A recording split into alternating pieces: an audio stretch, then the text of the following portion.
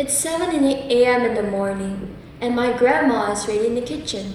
She's thinking about what to cook because by lunchtime, everyone expects food to be ready on the table. So she buys the ingredients, she preps, she cooks, she washes every dish, every single day, even when her knees hurt, even when she's feeling tired, even when she could be doing so many other things. But why does she choose to do that? And so I sat with this thought for a while, and I think what she's really asking is, am I still worth something if I can no longer be useful? That's why I'm here to speak with you all today. You might be thinking, I'm not 70. I don't have to cook for anyone every day. What does this have to do with me? I want you to think about the day when you receive your exam results.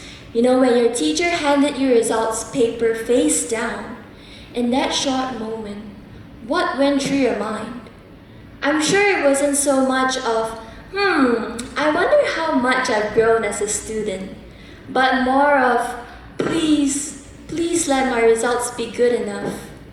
In that moment, we feel like we start to doubt ourselves. Are we good enough? And it's okay. Because look at the system we're inside. Schools grade us, universities rank us, the job market will eventually pay us or not. And so this sends us a quiet little message. Our value is something we earn, something we have to prove. Students earn it through grades, adults through their careers, athletes through their performance. And somewhere along the way, I think many of us stop separating who we are from what we do. And that becomes very dangerous when we can no longer perform. And so I think the elderly people shows us this more clearly than anyone else. Because aging slowly takes away the things that our culture celebrates the most. Speed, productivity, independence. And when those things start to fade away, people start to become less and less visible. Imagine an elderly who walks slower than the family members. In the end, the family ends up walking ahead without even realizing. Or maybe the family member who sits quietly at the dinner table because the conversation moves around them and not with them. About a year ago, my grandpa had a stroke. After that, things weren't quite the same anymore. His memories weren't the same. If you asked him whether he'd eaten lunch yet, he'd probably reply with something like, "Oh yeah, that's a good one." So his words were a bit jumbled up, but my family and I, we could still quite understand him. But physically though, he was still awesome. He could still walk, he could still bend down, he could still reach for his cup of coffee. And so one day, as I was visiting him, we sat in his garden, we hung out together, we had a meal together. And before I left, I gave him my usual tight hug. And suddenly, I heard my grandpa sobbing. For the first time in my life, I saw my grandpa cry. And then, he said, "I love you, Allah." Before this, he never almost said that. He never really said these kind of things. He wasn't a sweet talker. He wouldn't say, "I missed you guys." But rather, he showed his love through his actions. He provided things. He fixed things. He was always there for our family. But that day, even when he had nothing left to give, no way to be useful, he just said that.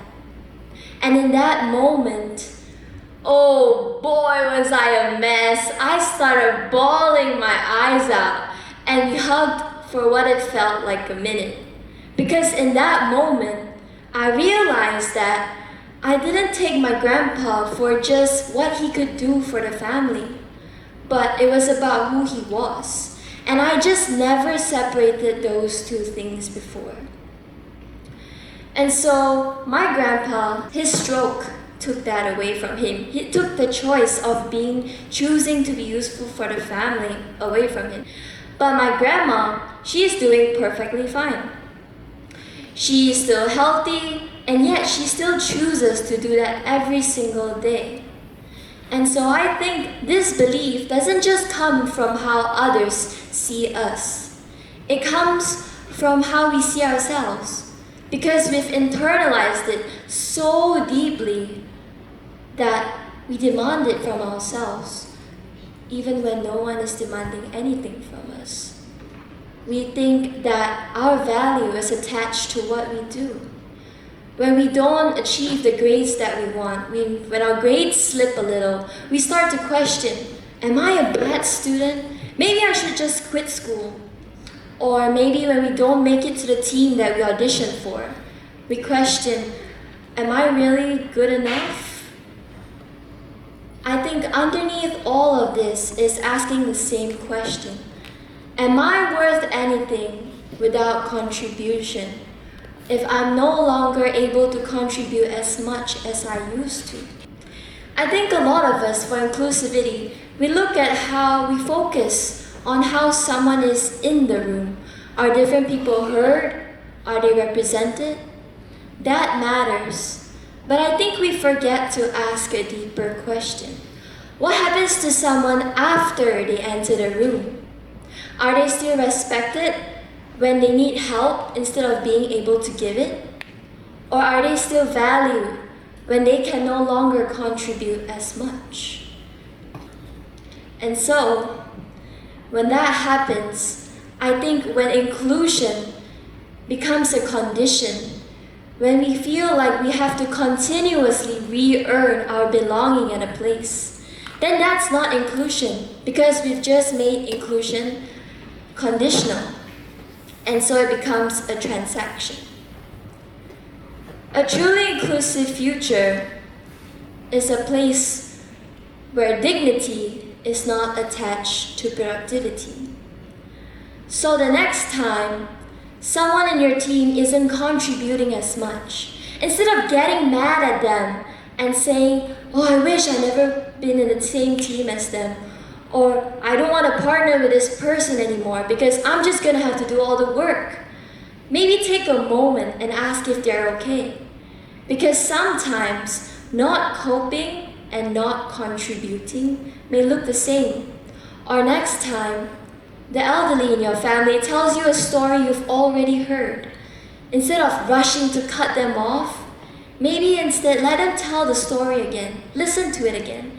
Because it's in these small moments that people feel it the most. It's not about grand speeches of thank yous or grand gestures of luxury gifts.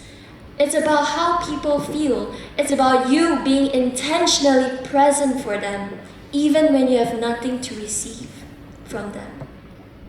And so remember that day my grandpa said, I love you, Allah. And to me, that was enough. That was all that matters. And it always was. Thank you.